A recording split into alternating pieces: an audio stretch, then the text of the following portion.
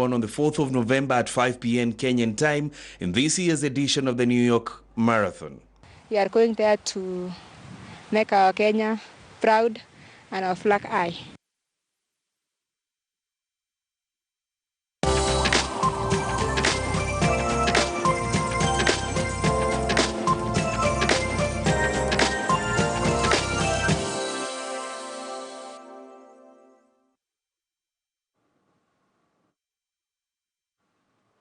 All right, it's now 28 minutes to 8 o'clock, and it's time for us to get to the last segment of the show this morning, which is a new segment which starts today. And it's basically called Black and White. Now, what is black and white? There are many social issues that we undergo every single day. And of course, would like to address some of those. And today, we're going to specifically start with the conversation of gender, the boy child versus the girl child. Now, we all know that there has been quite a lot of emphasis on the back stage that the girl child has always had. But has that also meant that the boy child has been neglected? This is the conversation we're going to have, and I'm going to introduce the panel before us this morning in just a bit. But you're welcome to participate in this conversation, either online or you can also call us, and the numbers are going to be displayed as we carry on. Let me also issue an apology right here, because we had reached out to several women-based organizations and ladies specifically to have this conversation, but at the last minute they were not able to make it, and therefore the panel consists of men. So I'm appealing to ladies out there, and not just ladies, but everybody out there, to weigh in and let's have this conversation together. Has the boy child been neglected? Is there a crisis of the boy child, or is it just imagined? Now, to have this conversation, I have John Willis Njoroge, who is an author, and he has written the books, amongst others, Father to Son and Bravehearts. He's going to be giving us just a few details of what those books are all about and why you felt the need to write that. Was there something you're trying to address? I'm also joined by Edwin Minor, and Edwin Minor is the founder of #Men Challenge. Gentlemen, thank you for joining us this morning. And I'll start with you, Edwin. And I start with you because your hashtag is driven by a story, an experience. So you're not speaking just for the sake of, saying it, Absolutely. But it's an experience you went through. Exactly. What's your story? Exactly. Thank you very much, Mike, and for having us to talk about this conversation. My story is a long one and a deep one. We'll try and keep it short. Yes, really. Last year, I went through a very nasty divorce, very painful. After 17 years of marriage, we had 2 kids. We had 3 kids. One died at birth. And my experience in this divorce was very, very traumatic. And that's when I realized that men do not have social support systems. We do not have support systems.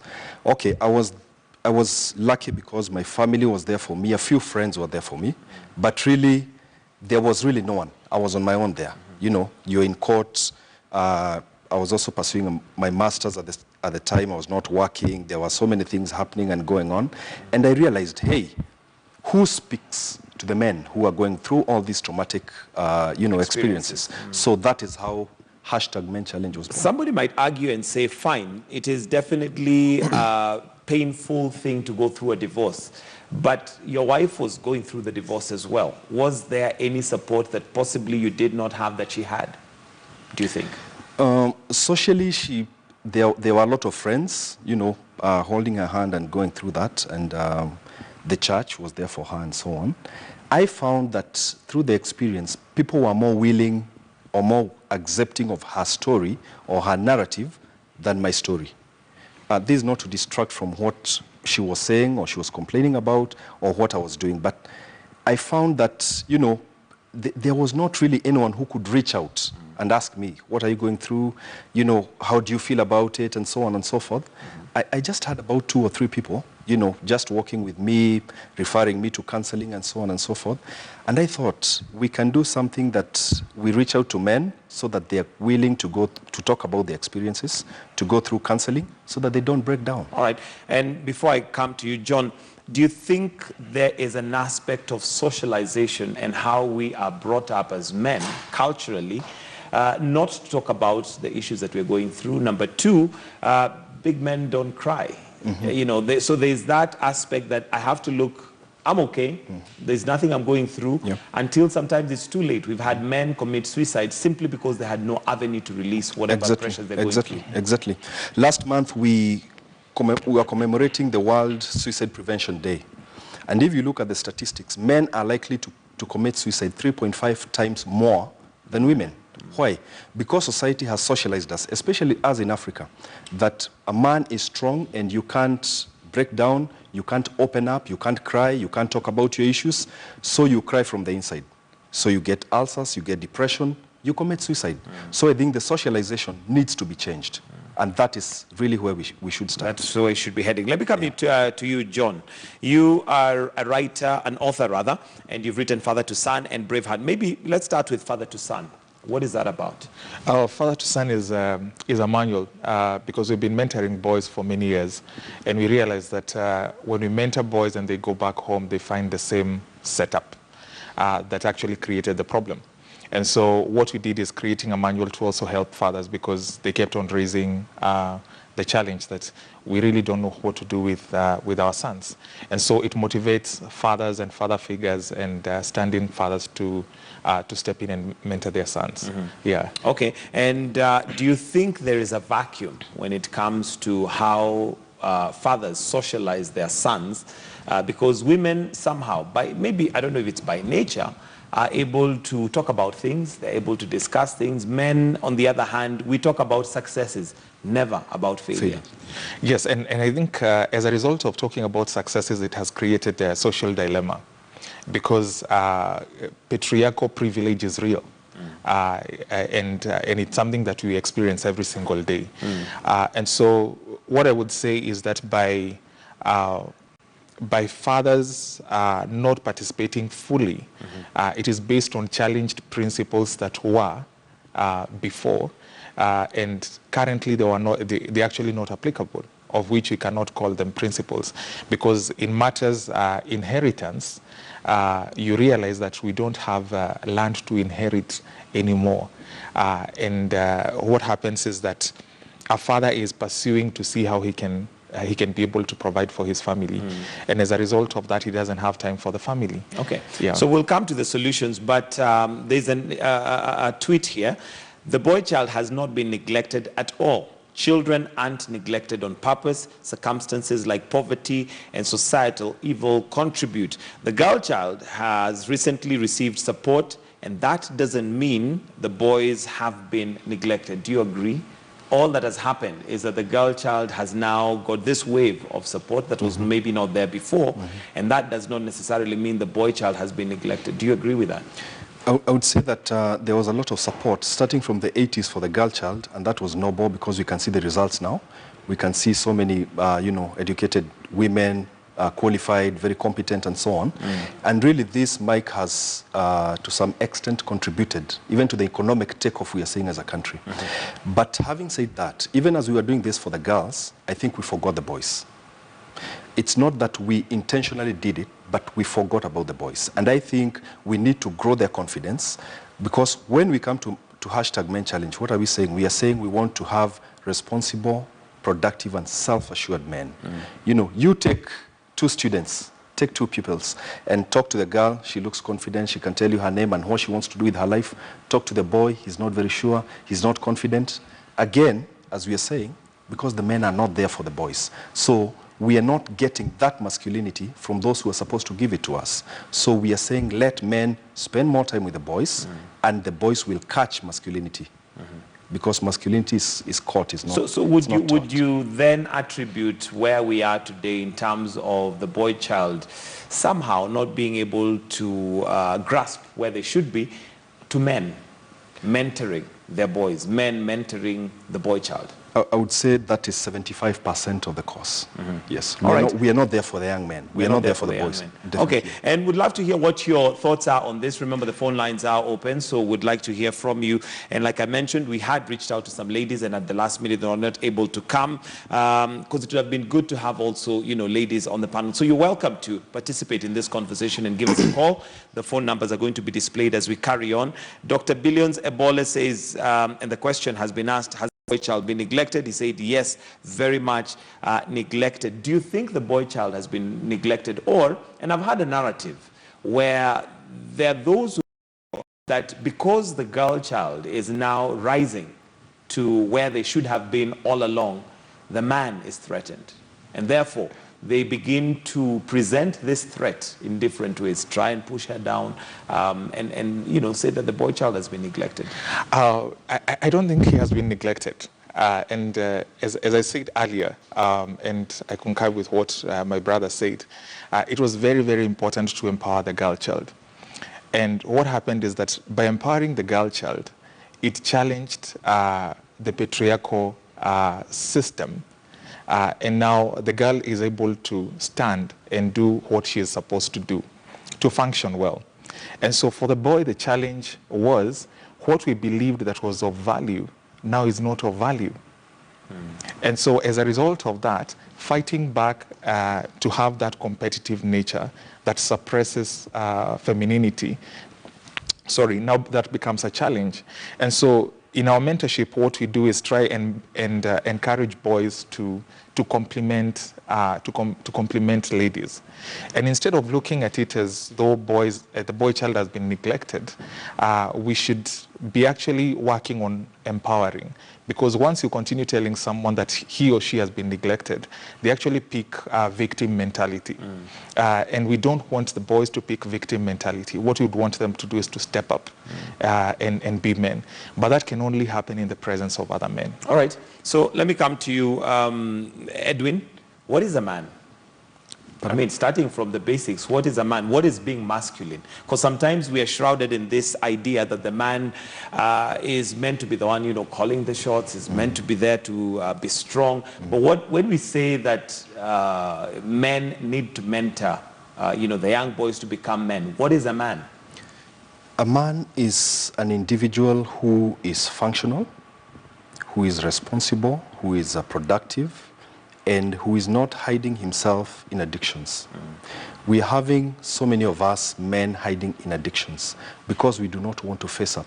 Whether it's responsibility at the family level or the work level, we do not want to be productive, we do not want to be holistic, we do not want to be functional.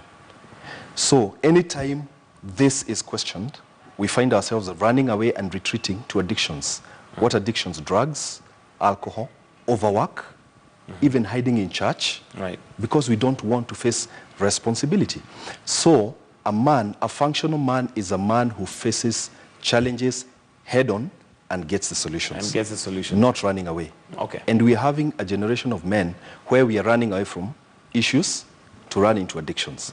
We are telling people as hashtag Men Challenge, let's come out of these addictions, let's talk about our issues, let's go for therapy, let's go for counseling, let's work, let's be productive. All right, and allow me now to take a few calls that would like to do that. We have Sylvan from Baringo. Sylvan, to your question or comment? Oh, yes. Yes, Kitonga, how are you? Very well, thank you. Habari ya mkeni. Mzuri kabisa. Mimi naitwa Sylvan Kendagor kutoka Barweza. I know Okay. your colleagues, they don't know to say Barweza. That is why I decided to say Cabernet. Okay. But I come from Baringo. So, ile kitu nataka ni, kabla sijasema comment yangu, Mr. Kitonga, nataka niseme asante kwa mambo ya Wednesday ya gym. Nimepunguza sana kwa sababu ya wewe. Okay, okay. Hiyo ya program ya Wednesday. Haya, asante. Ya, ninataka niseme ya kwamba most kwa usema ukweli sisi wa kina baba tunapenda sana kuongelesha wasichana wetu. Lakini pia wamama pia wanapenda sana pia kuchangia wanalalia upande wa vijana. So sijui tutafanya namna gani, kwa sababu hata wewe ukitonga saa nyingine ukienda nyumbani ukienda kupatia mama kitu na mzee unaongeza mama kwa kiasi. Don't be. Okay, the call not very clear there, but let's move on to John in Maimahio. Good morning, John. Good morning, Mike. Yes, good morning. How is your morning? Very well. To your question or comment, John? Yes, I have some comments. I'm really listening to the program. It's very okay. nice. So I would like to comment on the issue of negligence to boy child. Okay. I would like to agree that the boy child is totally neglected. Okay. And one thing that makes boy child to be neglected is that boys or men, they are not talkative. They don't speak out their problems. They don't share their problems with people. That's why you get that even if a boy child needs a help, no one is there to help because they don't share their problems with people. They better die with their problems. Okay. And what I would like to advise men or boy child is that as much as we have the maendeleo ya wanawake, we would like to have even such a movement, maendeleo ya wanaume, so that even a boy child can have someone to listen to him. Okay. All right, thank you, John. And actually, there is Maendeleo ya Wanaume, which is currently running. But let me come to you, John, and, well, several things coming out there, but the fact that men don't share their problem. How do we change this script? Is it out of where we are coming from in terms of how we are socialized, or is it just a man thing not to share their problems? Is it something that is, specific to Kenya, or is that generally the way men were created? It is a global issue. And it is how men are wired. And also with contributions of culture, and I like what you talked about, socialization, because how men operate and function is guided by the goals that they score and what they achieve. And so most of the time, men tend to actually keep it to themselves when they have not won. But when they win, they like celebrating with other men, because one of the greatest things that men fear is failure. And when a man faces failure, if he is not in a band of brothers, it is very easy for him to start sinking. Unlike ladies, how they operate. When they face failure, she's able to call her sister and say, "This is what I'm facing," or even call her work colleagues and say that this is what I'm facing. But as men, we are competitive. And when we don't score, it's a challenge for us. It's a challenge. Yeah. All right, we'll need to wind up. And Edwin, your thoughts on the way forward, and what is #MenChallenge out to achieve? What's the objective? One of the things we want to do is to encourage conversation. Have men talk about their issues. As John is saying, we don't talk about our issues. Let's talk about our failures. We want to encourage the government to relook at the whole education system and whether it is contributing to all these issues. Is it pro-boys? If you look at OECD countries, they're looking at the whole issue of the education system. And they realize that boys are lagging behind girls by 30%. Whether you're talking of reading and writing, math, graduation, retention rate, and so on, boys have more behavioral problems.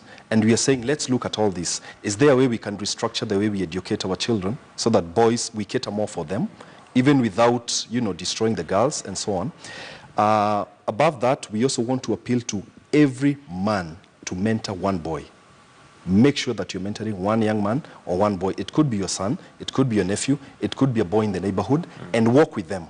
Talk with them issues of life and help them to navigate life. Okay. That is if we what had time, then we'd have interrogated what that mentoring is. Because again, that mentoring could be the reason why we are where we are. Because we mentor them how we know.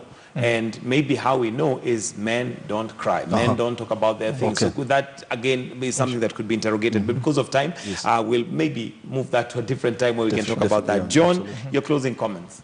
I would say you can't clean a fish unless you catch it. And so for the boys, we can't mentor them from afar. We need to engage them.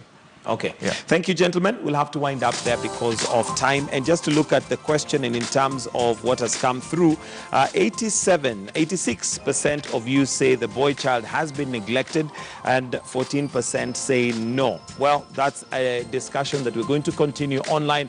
Keep the discussion